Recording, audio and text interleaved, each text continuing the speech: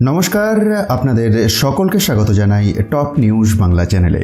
আজ আমরা আলোচনা করব সরকারি মেডিকেল কলেজে ল্যাব টেকনোলজিস্ট পদে নিয়োগের বিস্তারিত বিষয়গুলি নিয়ে। তাই ভিডিওটি শেষ পর্যন্ত দেখুন এবং চ্যানেলটি সাবস্ক্রাইব করে বেল আইকনটি চাপুন, যাতে সমস্ত আপডেট আপনাদের কাছে দ্রুত পৌঁছায়। সরকারি মেডিকেল কলেজে ল্যাব টেকনোলজিস্ট পদের জন্য যোগ্য প্রার্থীদের কাছ থেকে আবেদনপত্র আহ্বান করা হচ্ছে।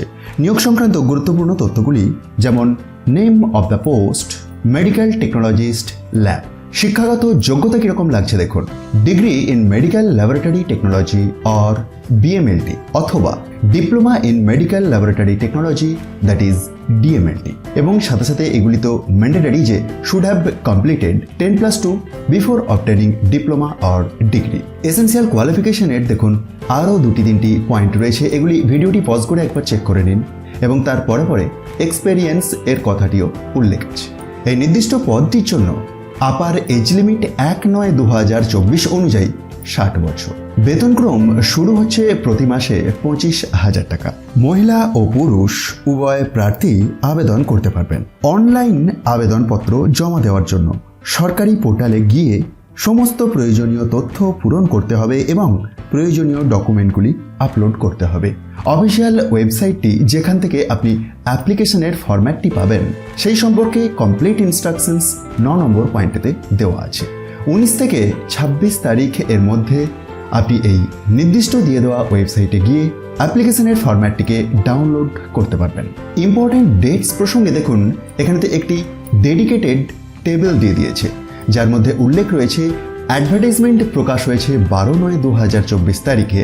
অনলাইন অ্যাপ্লিকেশন শুরু 19/9/2024 থেকে 26/9/2024 পর্যন্ত। অ্যাডমিট কার্ড ডাউনলোডের একটি ডেটও দেখুন, এখানে উল্লেখ করেছে যে 19/10/2024।